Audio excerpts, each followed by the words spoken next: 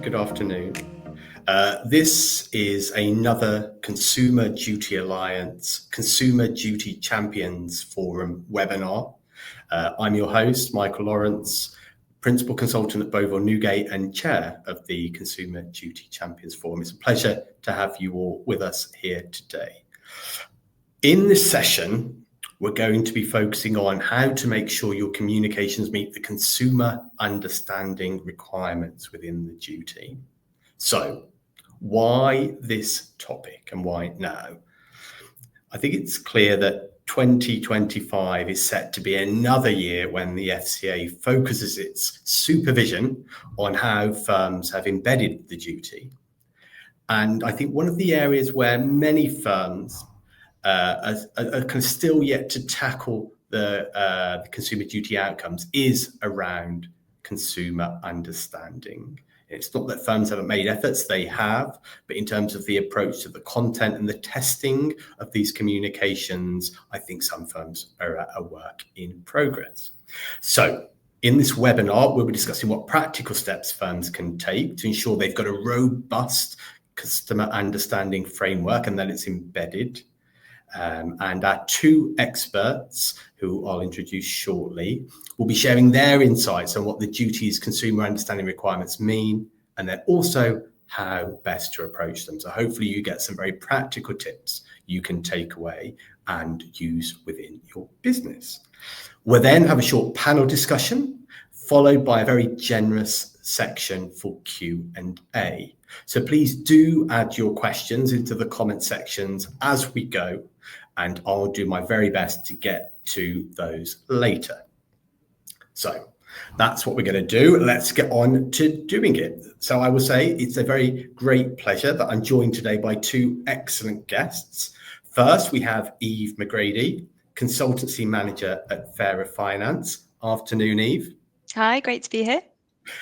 Eve is a behavioural scientist with a background in language and linguistics. She advises financial services providers on how to embed the duty and achieve consumer understanding, and that includes banks, insurers and wealth management firms, and helping them to rewrite and redesign customer-facing communications. She also presents her own podcast, the Fairer Finance Consumer Duty, the Fairer Finance podcast, not the Consumer Duty, that's why I hear it there.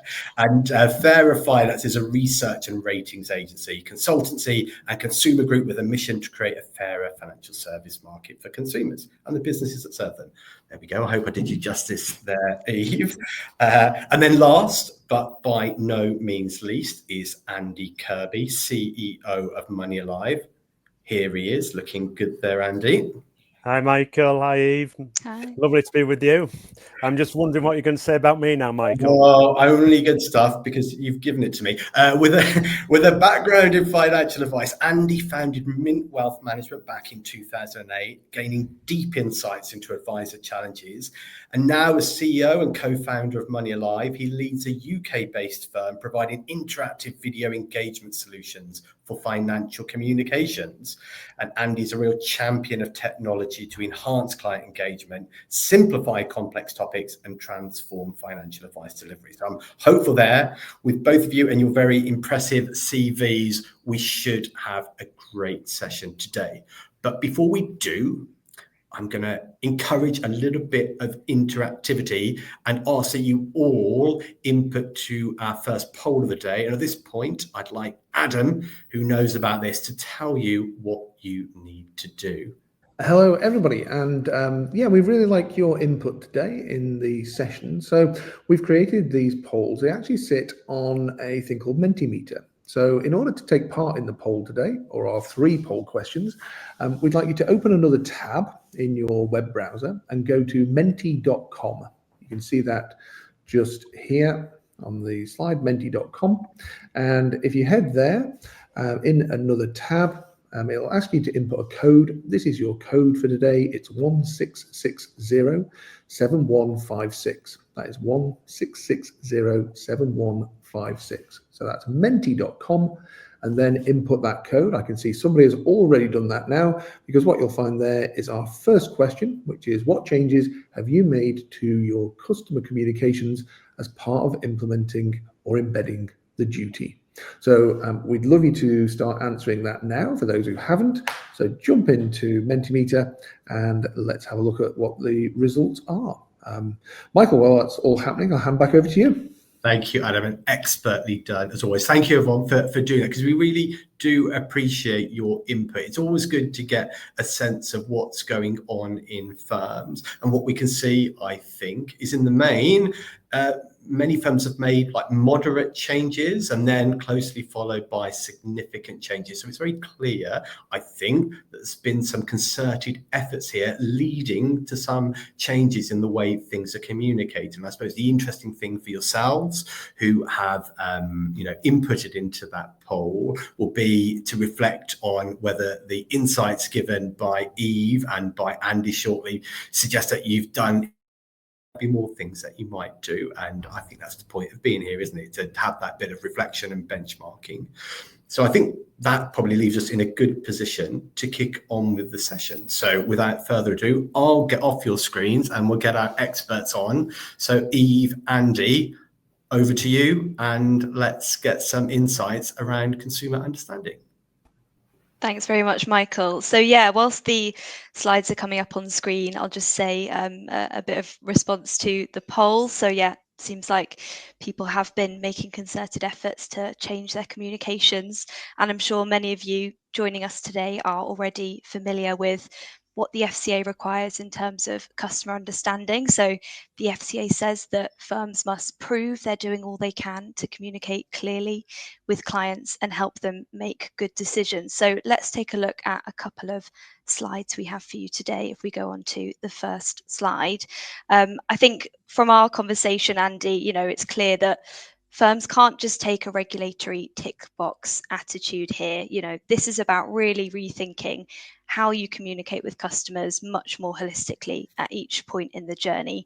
And hopefully through our discussion today, we'll highlight the positive impact this can have on your customers. So if we take a look at the next slide and move into the session, and if we go ahead to the one after that, we're going to start by taking a look at the core insights of behavioral science, because this really underpins a lot of what we're going to be talking about today in terms of customer understanding and effective decision making. So a couple of kind of key nuggets from behavioral science for you. The first of which is that we have cognitive limitations. And the word limitations can sound a little bit harsh, but it just goes to tell us that we don't have brains the size of small planets. We can't possibly weigh up all aspects of a decision at once and reach a fully rational conclusion. But luckily, we do have ways of getting around our limitations. So we rely on things like emotion and rules of thumb to make quick decisions based on the information in front of us. Our biases also affect our decisions. So unfortunately, as a provider, you can't de-bias or de-emotion someone, but what you can do is work with those biases and emotional responses to facilitate good decision making in your customer base. A couple of ways of doing that. One of them might mean using positive friction to slow customers down in the journey, especially when you're communicating a very complex concept. And of course, it's not just customers that have biases. So advisors will bring their own biases to the conversation. And I'd like to bring you in here, Andy. I'm interested in your view on biases. Yeah, I think it's a very interesting one. And obviously, I think the first thing to say is to acknowledge everybody, includes myself, you, Eve, everybody on this call, that we do have biases one way or another. If you look at the FCA's consultation documents around consumer duties, they did state that they recognise that advisor bias does exist, but also client bias does exist as well.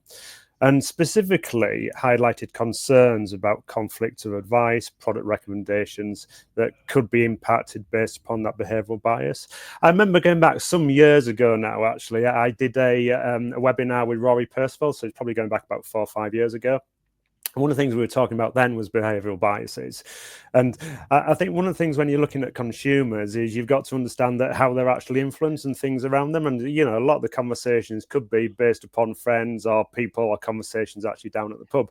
And we mentioned at the time about, you know, a lot of people were saying annuities are bad value. But what is that bad value actually based upon? Is it based upon a conversation they've just heard, or is it based upon something a bit more factual? So when I talk about these biases, I think when you're looking at consumer biases, I think it's really important that when you're providing that information about a particular subject, drawdown annuity, for example, that you provide the information to reset that conversation to neutral. So provide them all with the real factual information, and then they can build up their knowledge actually from that based upon a neutral starting point. So I think the key thing for me is recognizing these biases do actually exist. And then just looking at how you can actually, you know, deal with those.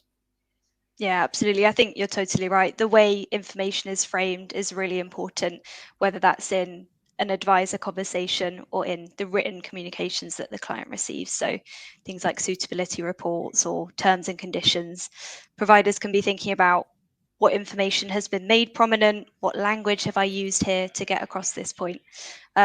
And if we take a look at the next slide, we mentioned emotion as one of the key drivers of decision making. And actually, it's been shown that different emotions can have different effects on us. So, for example, you can see hopefully in those charts there that are a bit small on the right hand side, when we feel happy, we're more likely to take risks. But if we're feeling fearful, then we're less likely to take risks. So the key role of emotions in our decision making is really important. And I think particularly interesting when it comes to decisions about risk, weighing up risk and reward. And like we've said, framing information is really important. You have to frame information carefully based on the impact that that information may have on the customer's emotional state at the time. And that may mean making some tweaks to your communications. So one example we talk about a lot at Fairer Finance is limiting the use of jargon. We know that certain words can have an emotional response for customers. Certain complex terminology can be off-putting and generate feelings of fear or anxiety. So really being able to understand what the emotional impact of your communication is on customers will help you support good decision making and actually help combat some of those possible biases, possible negative emotions customers may be feeling. I was just going to say that's interesting there, Eve, because it does link very much to that bias, doesn't it? Because, you know, what you actually perceive could be based upon a conversation or something that just happened yesterday. And also influence very much about what we see, you know, whether it's social media or actually on the TV, etc., etc. So again, they're all interlinked emotions with those biases. So it's trying to come back to that neutral starting point, I think. Yeah, exactly. And I think if we take a look at the next slide, you know, one of the key things that we find that generates emotional responses in customers is numbers, right? So people do have very strong emotional and even physical responses to numbers, especially percentages. And the figures on screen actually suggest that, you know, even some of us in the room today or in the virtual room who are experts in the industry may not always have positive responses to complicated figures.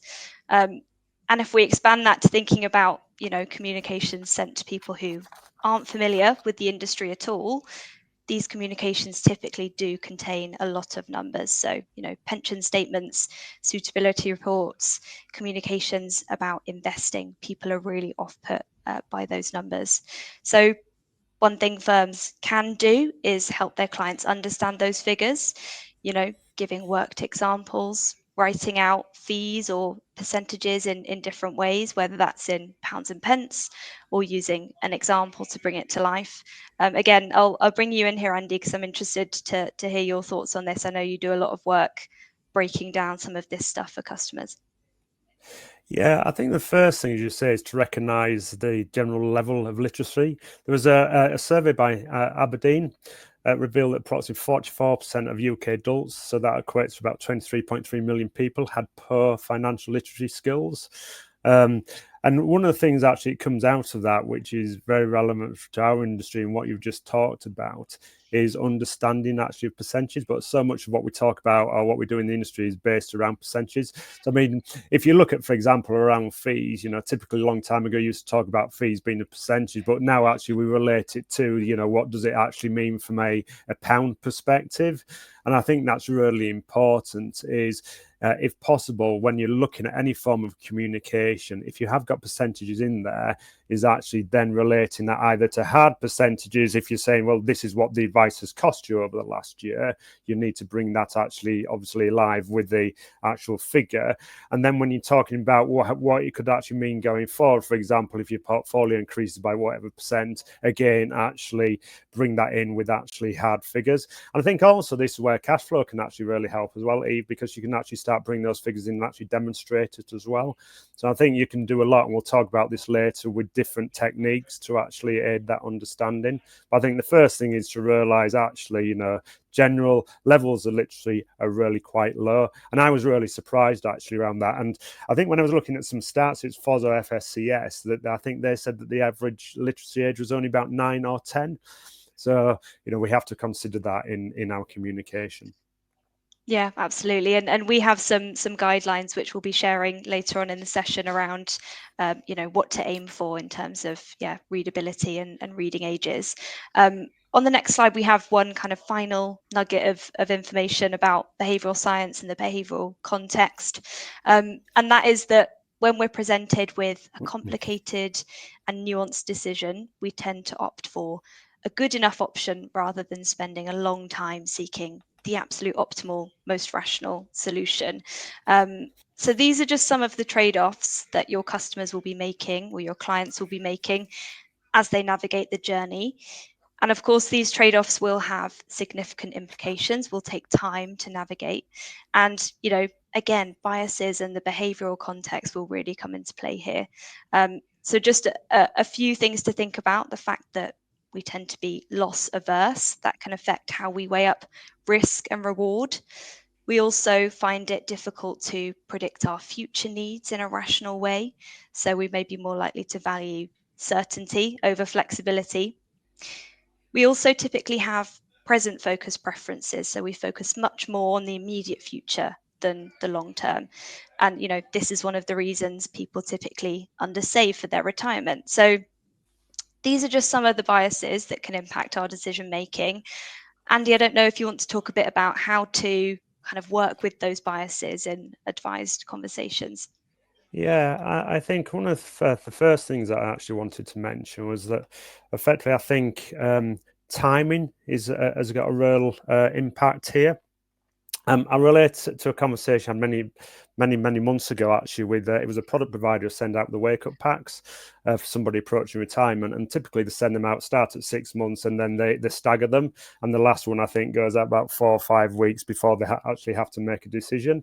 And one of the things that they find is within that process, people are engaging in that process really early on at the 6 month stage, and actually when they do finally get to the stage, which is the 4 or 5 week communication, which is, oh, you now need to make a decision, it goes into kind of effectively panic mode. Effectively, I've got to make a decision. Let's go for the easiest option. So I think one of the things that we've got to look at is timing. And then in our world, the advisor world, I think we can relate that back to the information that we give to people and the time that we give them to actually consider it. And sometimes, and we talk about this from the consumer duty regulations, is in the consultation, is around that pause. And I think that's really important. I mean, a lot of the stuff that we do, which we'll talk about later through the video education, we find that people are looking at this content in the comfort of their own home, in their own time, in this secure environment, and they're more likely with that to actually ask more meaningful questions. So I think that trade-off is first of all, it's something that's part of our job, and we're very good at it as advisors.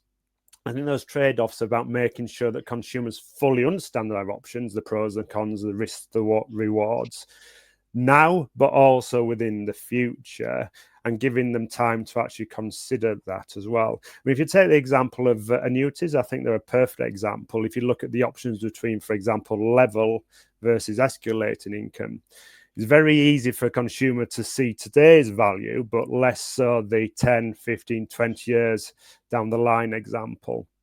So we all know the effects of inflation are actually overlooked. So I think bringing that alive with different techniques of modelling, cash flow modelling, and bringing that future scenarios forward is really actually important. I think that will all help actually with that trade-off conversation.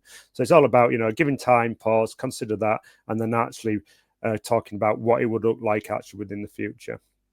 Yeah, timing is definitely really important. And I think bearing all of that context in mind, now is a good point to move on to our next section.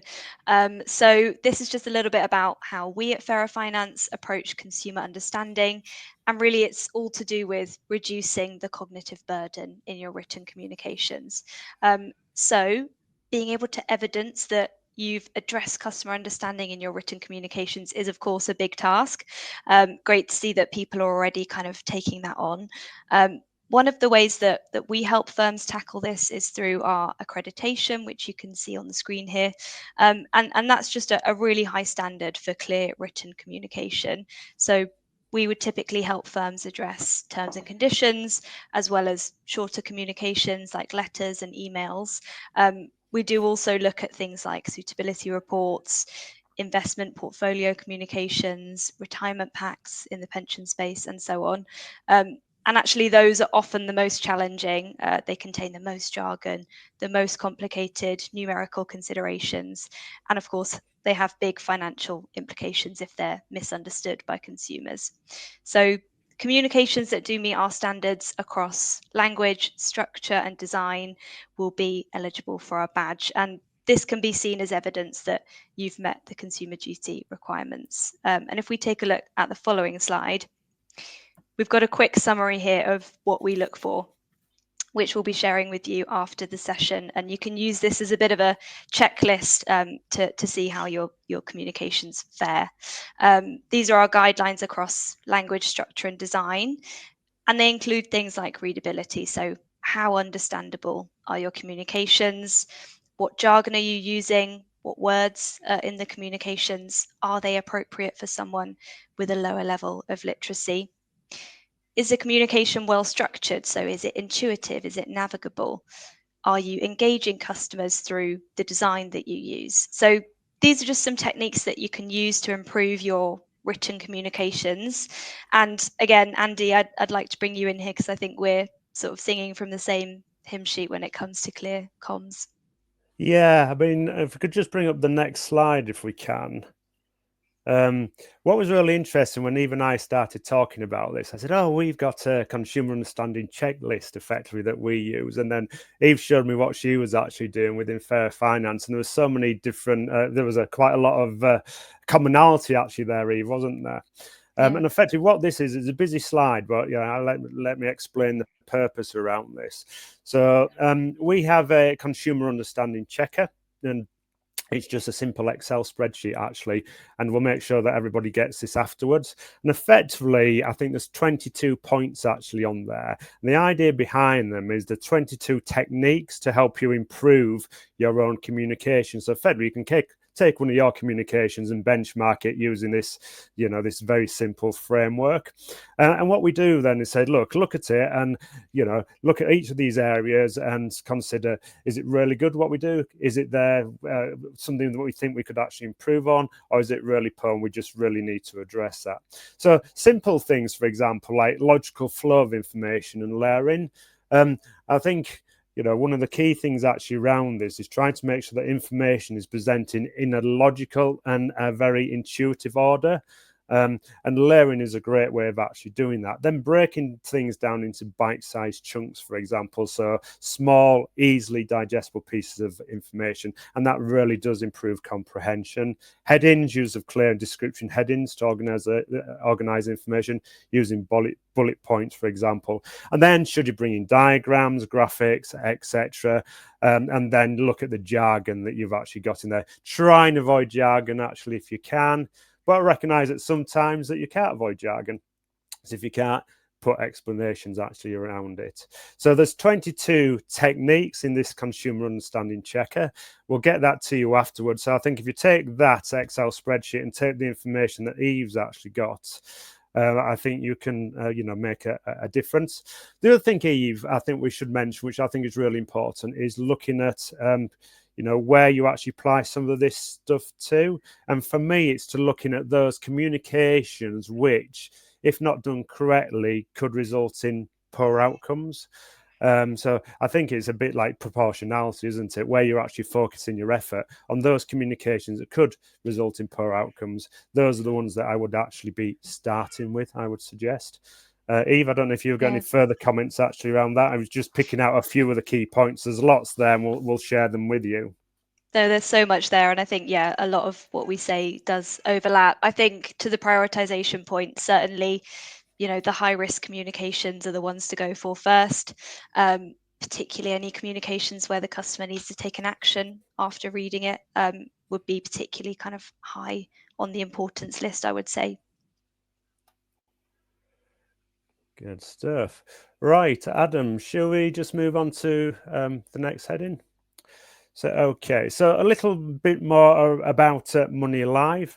I'm just conscious that we're not going to go into a demo actually of Money Live, but I just wanted to give you a bit of information. So it's a little bit more about us and how we're approaching improving consumer understanding.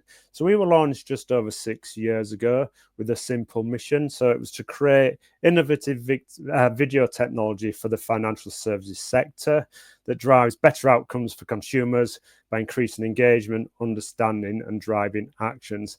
And we did all of this long before the Consumer Duty actually came out. So we're trying to do two things, I think, here. One is, first of all, get people engaged in the first place. And then secondly, once they're engaged, help them to better understand what can often be complex financial topics. I think one of the key things I'd like to mention here, and actually just it'd be interesting to see your opinion on this, Eve, is that we know that generally written communication that's sent out is not actually often engaged with. So what we say is, look, what we're trying to do with the video technology is actually getting people engaged with it actually in the first place, because you can have all the best information going in a brochure, but if people are actually getting to engage with it in the first place, it's actually pointless. So this is two things here. You need to get the engagement up, and then once engaged, present the information in a way that they can actually understand. And I realize that written communication is very much still a part of what we do. But if you look outside of financial services in other sectors or in your own personal life, a lot of things that we consume are through video. Adam, can you just move on to the next slide? And I suppose one of the key things I wanted to look at is why video. So why have we actually chosen video as the medium to actually do what we're doing? Well, first of all, if you look at a lot of the research, it's clear that you get higher retention rates. Research constantly shows that video content improves retention and comprehension. So 95% of messages retained when delivered via video compared to only 10% through text. And I think this is a combination of using visuals, sound, motion, and that reinforces key concepts, and that actually makes them easier to remember. So from that, you're actually increasing engagement and accessibility. So video is more engaging and accessible than traditional text-based content. And studies actually show that captions and animations can enhance comprehension by up to 56%. One of the things that we're really keen to actually look at within all our video communication is this concept of storytelling. If you can simplify complex financial topics and build a story actually up around it, then you do get a lot better engagement. And digital storytelling techniques really help to increase that knowledge retention as well. And one of the things that we touched on, obviously, Eve, earlier is around behavioural influence in the decision making. And video content can have a real direct impact upon this, because I relate back to what we said earlier about resetting that conversation actually to neutral. Present somebody with the key facts in an unbiased way, it's impartial, and then give them all the pros and cons that they need to know, and then build up their knowledge incrementally actually from there. And if you are actually thinking about creating your own video content, best practice, try and keep it short. If you need to make it long, we have a lot of long content, break it down into bite-sized chunks. We call them chapters. If you can, build in some interactivity just to keep people engaged actually with the screen. And then also, as you probably would recognize, make it mobile optimized, because a lot of this content is actually looked at via the mobile, as you would expect. Okay, so that's why we've chosen to actually do video. Eve, I don't know if you've got any comments before I just talk about the products that we've got very briefly. Yeah, absolutely. I think totally right. It's about resetting the context for those conversations and giving people an option to digest the information in a slightly different channel. I do think, as you said, of course, written communications still play a really important role in that. And, accessibility is about choice. Some customers will need information in different formats, whether that's in a nice, easy, digestible video, or actually they prefer to sit and read some well-written text. And I think this isn't about saying you need to replace everything you do with video, not at all. This is about what we do, and we'll talk about it a bit later, is taking key financial topics, which are often more complex, and then using video to actually help and explain that. And if you look at that checklist that I actually talked about earlier, just go back to it. One of the key things that you can do actually with video, which really helps explain complex topics, is use diagrams, graphics, etc. And if you bring in animations actually into that, then that can really help and aid understanding. And when you look at the content that we actually produce, a lot of the stuff that we talk about in financial services, maybe around tax, how that actually works, etc. Using diagrams and information in that way can really enhance understanding. I suppose it's a bit like going back to school, isn't it? Or you look at the way that people learn these days, a lot of stuff is done through video and education at school because of those reasons. You use in different senses as well.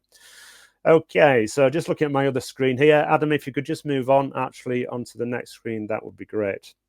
So the first thing to say is that this webinar isn't designed to be a demo of our products at all. But what I wanted to do is to encourage you to go and book a demo.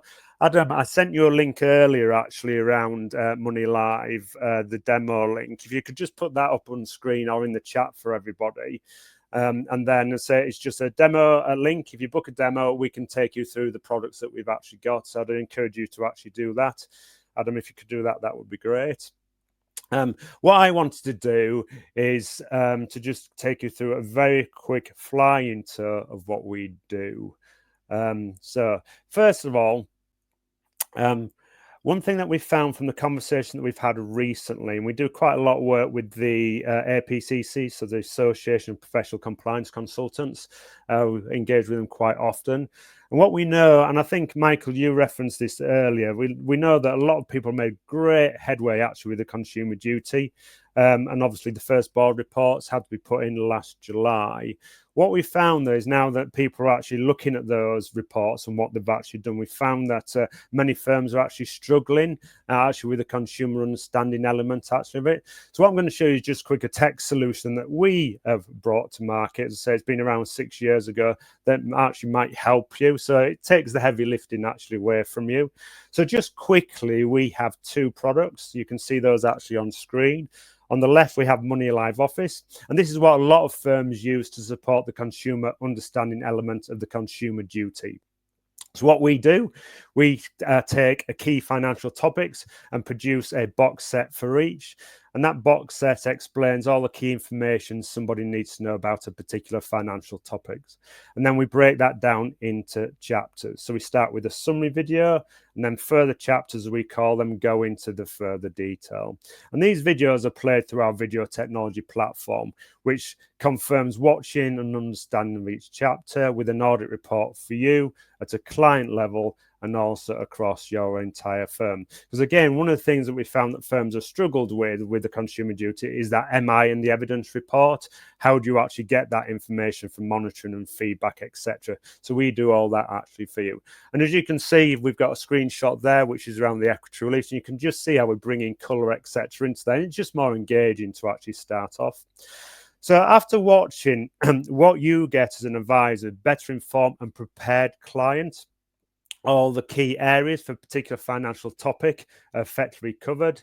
And as a consequence, advisors have a lot better meetings because the client has some knowledge, can ask more appropriate questions, and have started to think in advance of the meeting with yourselves about key areas and their circumstances as well. I think that also this goes back to Eve, what we talked about is that pausing and the timing. You're giving this to somebody well in advance of the advice meeting so they can actually look at it in their own time as well.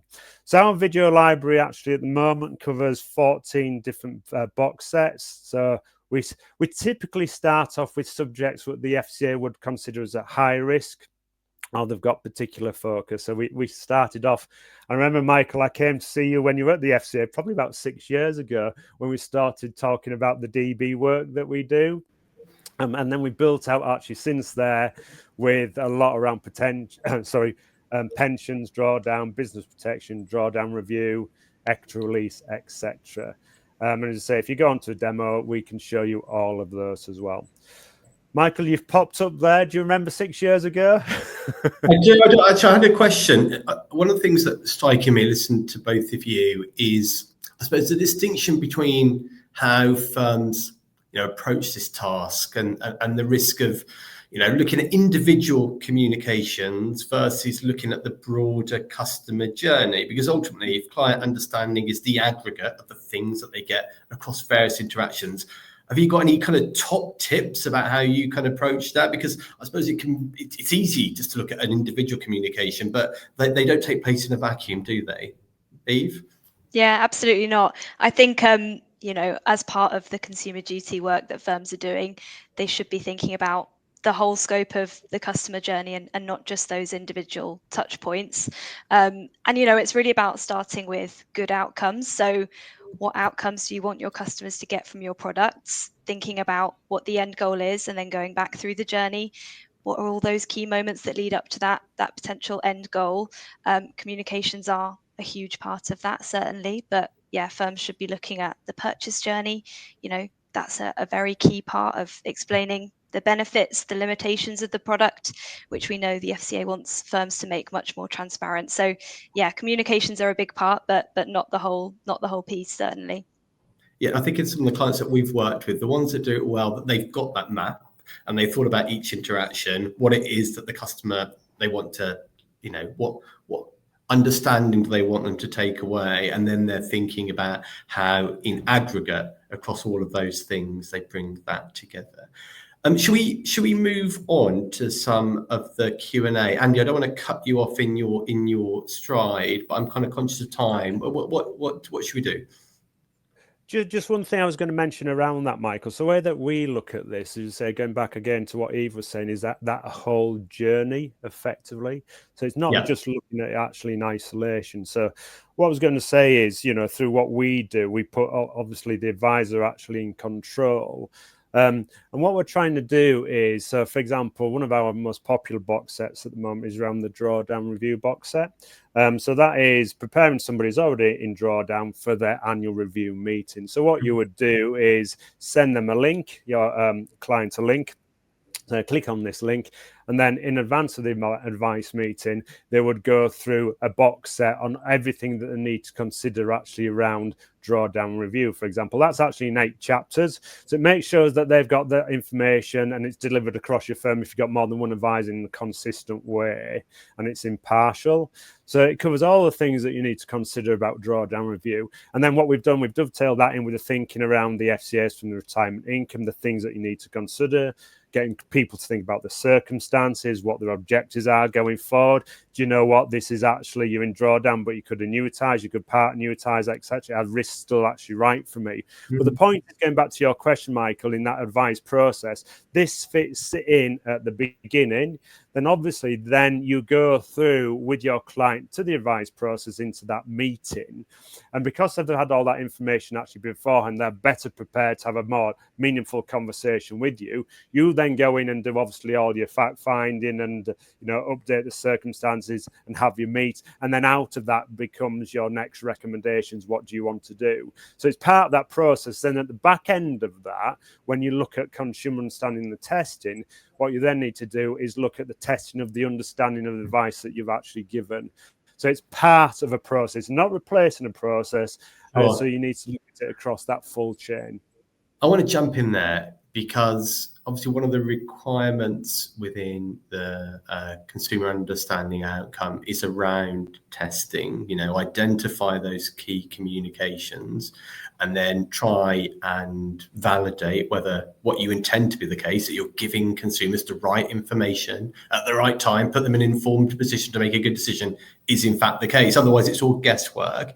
This is difficult, isn't it, Eve, to do in a proportionate way, especially for firms. For smaller firms, sorry. What are your top tips for approaching this?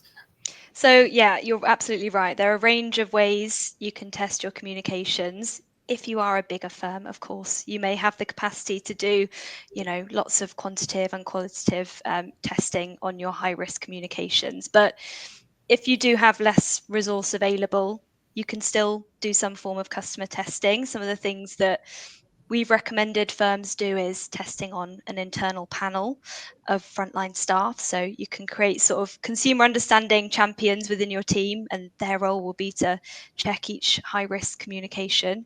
Like we said, you can also get your communications accredited by external specialists or reviewed by external specialists like us, but there are others out there that do that too. So the Plain English Campaign or our friends at Plain Numbers also offer accreditation. So there are certainly a range of options that can be proportionate to your resource and capacity.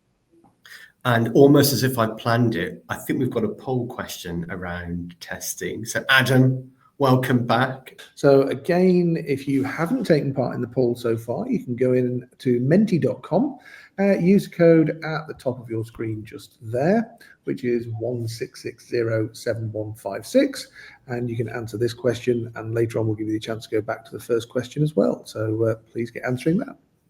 Well, thanks, Adam. Sorry for jumping in. I think the point of this is to acknowledge that there's quite a wide variety of ways to do this. And I think it's about, choosing an option that's going to give you the best bang for your buck within the context of the FCA being very clear that the duty applies in a proportionate way. And so what is right and appropriate for the largest firms might not be appropriate for other firms. And I think what can we see here? We've got lots of people doing structured testing. We've got lots of people doing structured client feedback. That's the kind of client survey. That's very much more common now, validating certain things. And obviously we can see MI being used, in terms of net promoter scores and complaints and referral rates as another good input. And I think the key thing is, it's probably not one of these things. It's probably a combination of them. And it's also about making sure that you're applying the right tool to the right communication. Eve, Andy, any views on this? Are you surprised by the results, or does it align with your experiences dealing with firms? Yeah, I think I'm just sorry, Eve, you go first. No, I was just going to say it does really align with our experience. I think another important consideration would be, what are you hoping to test? In that, are you wanting to test customer understanding of a very specific point that customers don't understand very well, or are you just wanting to get some more general feedback on a whole range of things in the communication? So that can also inform which route you go down in terms of testing. But yeah, sorry, over to you, Andy. Yeah, no, I agree with that. And I think the other thing is you've got to look at is there's different types of testing. So what you're talking about there is testing the communication of a particular subject matter. And we do that through our platform and provide that feedback actually through to advisors for them to use in the consumer duty reporting. But also what we've got to consider is the testing of the understanding of the recommendation as well. So this is around the communication. You can test the communication, which is, generic communication. For example, what is a drawdown? What is an annuity? What's the difference between the two? But ultimately, you then make recommendation at the back end of that, and it's then understanding that has the client got a true understanding of the recommendation that you've done. And I often think, so going back to some good old open question techniques that we got, what do you think you've bought? What do you think the risks are? How much are we charging for the services that we provide? I think those good open questions actually in that that meeting to check the understanding of what you've recommended is really valuable. So it goes back to the point that we discussed earlier, is it's part of that chain. It's not just one thing, it's a combination of different things. So we also excuse me, is make sure that people have got all the facts about a particular subject, drawdown annuity, for example. Then you're going into obviously the meeting and then testing understanding around the advice actually given. So it's different elements that you can test along that chain. And I think I just want to draw out a key point that you made there, Andy, about those open questions. I think that's actually key. It's not just testing, it's how you're testing. And I did see one firm said, we've absolutely got this sorted for our suitability reports. And I was like, oh yeah, this is really good.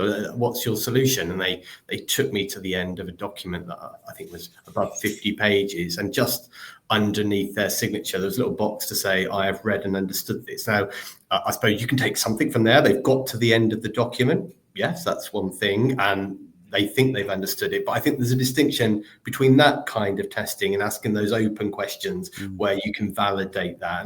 And I'm not saying that it was redundant what they've done, but I think this is about trying to, find a way to really check whether actually understanding has been gained. And I suppose for an advisor who's interacting with the client directly, just the natural back and forth when they're explaining their needs initially, when the advisor is explaining their recommendation, there's a lot of validation going on already. So if you can record those meetings or take a note of what's discussed, maybe using AI to help record it, if that's your thing, then that's another way that you can show that you've done it. And that would be a useful bit of evidence. Right. We said at the beginning, we were going to get to Q&A, and we've done some Qs, but they're mostly mine.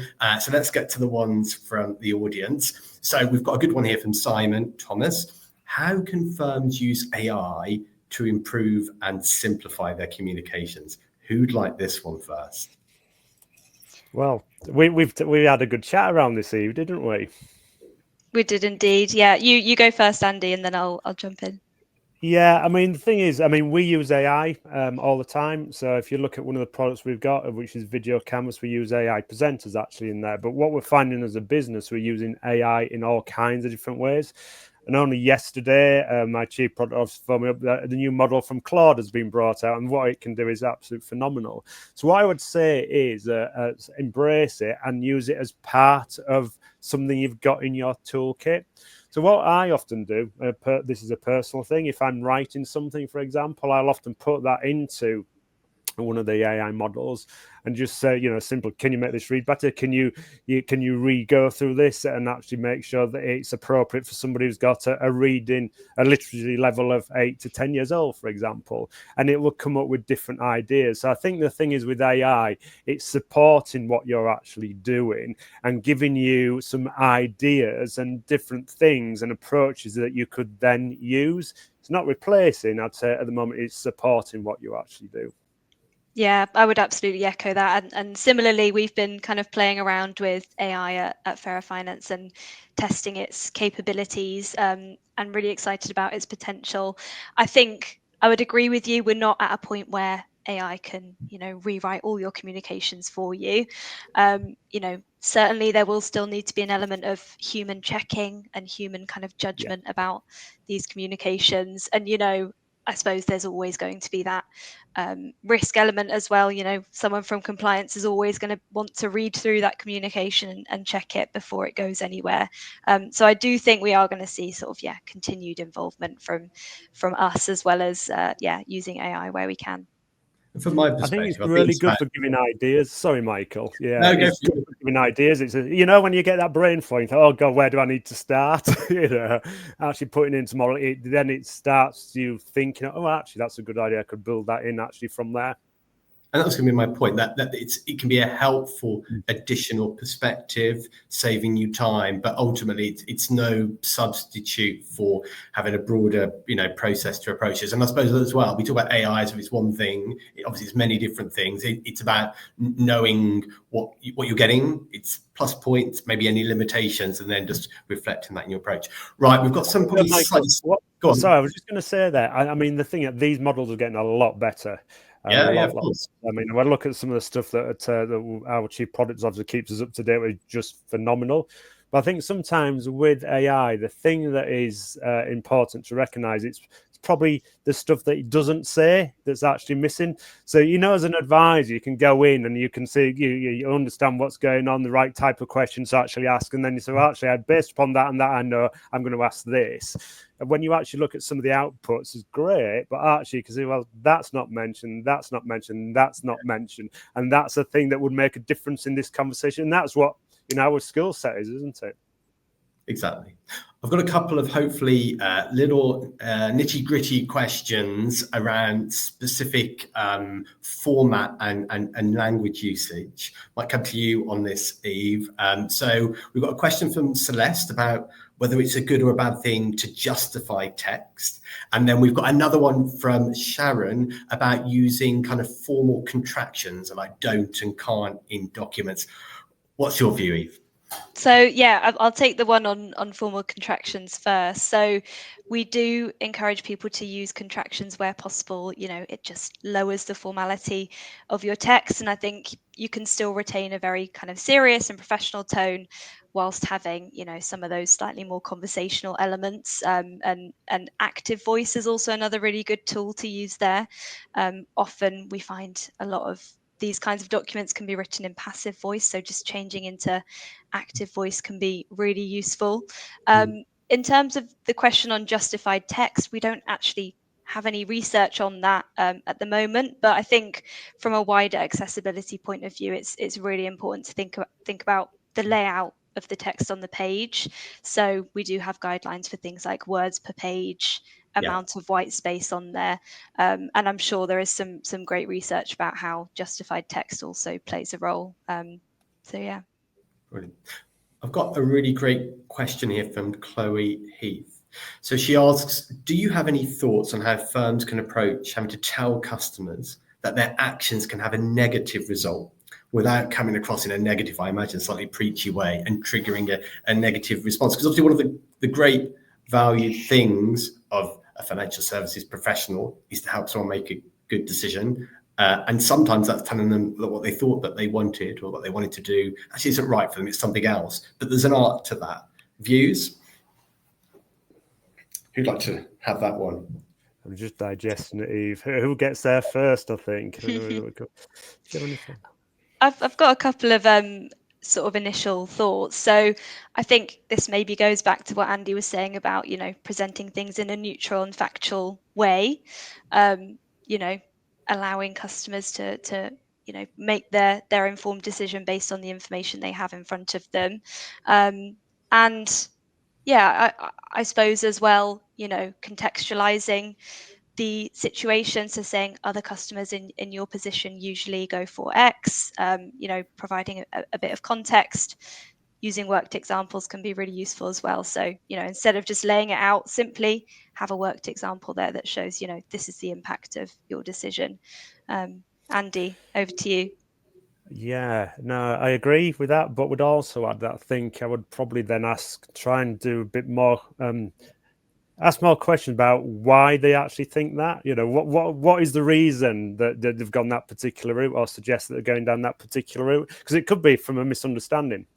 So I think it's probably a bit more delving to actually go into on that one. Obviously, I don't know the context actually of the question, but that's what I would suggest is I'd probably want to understand a little bit more first around why that particular client actually thinks that. And I think that's a really good way of then starting bringing those open questions, isn't it? And then that will open up the conversation, so you can then just come in with the factual information. Well, if you do go down this route, this is the potential outcome as opposed to this.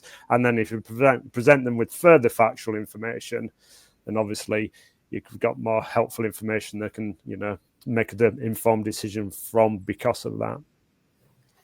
I've given you various hot potatoes to handle today.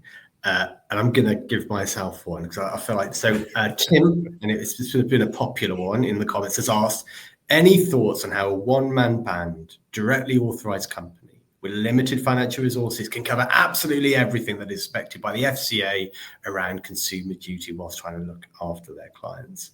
And I get this. This is the issue of firms having not only needing to do the day job within often some very trying wider macroeconomic, conditions which make all of our jobs much more challenging, but then dealing with regulation, dealing with change. So I suppose my view as a salty old former regulator is that, littered throughout the consumer duty guidance and the rules is this concept of proportionality.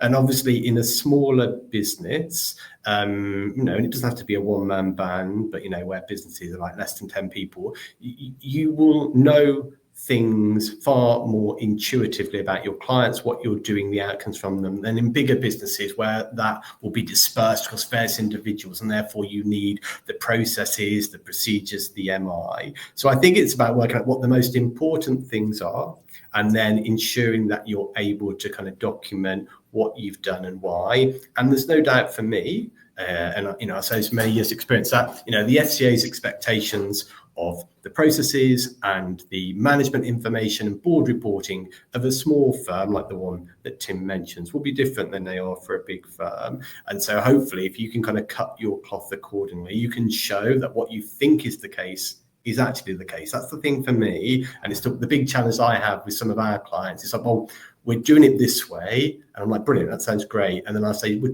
do you know that what you intend to do is the reality? And that can sometimes be some of the areas where there's a slight gap in their MI or their approach that they are looking to fill. And one of the positive things that I've found is it's really easy to cast a regulator as a bad guy. And I'm not saying any of these things are easy to deal with, but the firms that have really grasped the benefits of this, of having better MI and governance, they're also using that to make other decisions about the business, which are, leading to better outcomes, leading to them being able to deal with more consumers. So it's not just about pleasing the regulator, it is about trying to deliver the right outcomes for the customer and to, run your business appropriately. And hopefully there is a path through that for all types of firms. But I'm sure we'll learn more as the FCA publishes various publications on this, and we can get a sense of how that kind of a kind of accordion of I don't know if that really works as a metaphor, but basically those kind of differential expectations work across different firms. Maybe one last question before we wrap up. And there was one here, let me find it. It was around the optimum time frame for a consumer to kind of engage and review a communication. This came from Rob Little. So I suppose it's about how much time do you give them? Can there be too little or too much around this? I'm going to come to you first, Eve. My goodness, I think, well, we can't necessarily ascribe, strict timelines for these kinds of things. It's obviously going to depend on how complicated the communication is, any deadlines the customer has to take action after reading the communication. One thing we know that really helps people to digest information is having an effective structure and hierarchy to the information. So, in terms of how quickly information is digested, that's going to be a key element. But yeah, Andy, I don't know if you have any specific guidelines or thoughts on timing. I noticed on that question from Robin mentioned the wake-up packs. I think the wake-up packs are an interesting one because obviously that typically comes from the product provider, and what we're typically talking about here is conversation where we've got advisor and a client relationship, so there's expectations actually there. I always think when we look at our stats and the video content that we actually send out, typically, if it's framed correctly why you want somebody to do it, then typically they're viewing that content in advance of an advice meeting, which typically tends to be 10 days to 14 days in advance, and they typically start to view it usually around in the first 3 days. So I think in the content what we're trying to do in the advice process, I think the two-week window just gives everybody the opportunity to actually do stuff. So yeah, that's what I would consider, but it's different for everything, obviously. And I'd say one thing, linking back to some of the stuff that Eve mentioned at the outset, which is, consider the cognitive load on the customer. Are you trying to make them make multiple decisions at the same time, or can you break it up so that they can kind of engage and hopefully make good decisions on each one sequentially? Right, someone's trying to get into this room, which tells me that we're near the end of time, which if I look at my clock is the case. Thank you so much, Eve. Thank you also, Andy. Thank you to everyone who's joined us today. Sorry, go on, you can get your welcomes in if you... I was just saying I enjoyed it. Yeah, thank you. Thank you to everyone who has voted on our poll questions and everyone who's asked questions. I think we're going to end with Adam putting up another poll question, which is, what would you like to know about in future? So if you can stay around for a couple of minutes at the end of the session, I appreciate I'm being slightly cheeky. Here is your opportunity to tell us what you would like for future webinar sessions. Please do so, or pop it in the comments and we'll get to it that way. And we will endeavour to make sure that future topics, hit the spot, either in terms of the substance, what it is we're going to talk about, but also how we go about doing it. Do you like more presentational stuff? Do you like the debates? Let us know and we'll endeavour to respond to that. So thank you so much and have a great day and speak soon.